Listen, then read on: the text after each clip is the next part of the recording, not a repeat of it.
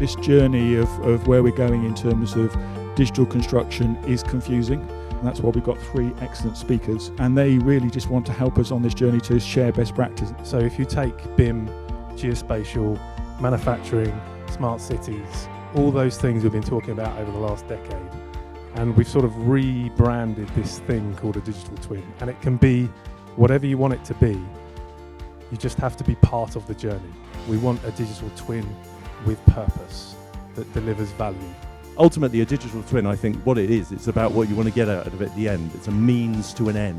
It's about something of which you can ask questions about at the time of need. And for it to really be a digital twin, that can't just be about the physical asset itself. It's got to be about connections. And the challenge really for us was connecting to all these data sets in different systems, make all that data come together and integrate it so that it is all connected.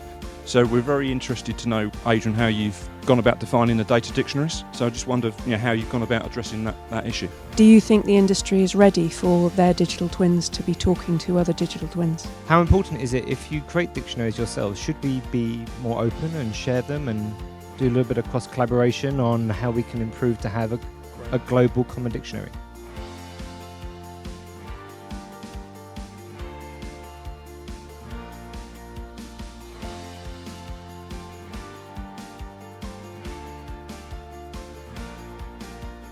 If we can work together as the industry to drive change, to share best practice, that has got to be a massive step forward.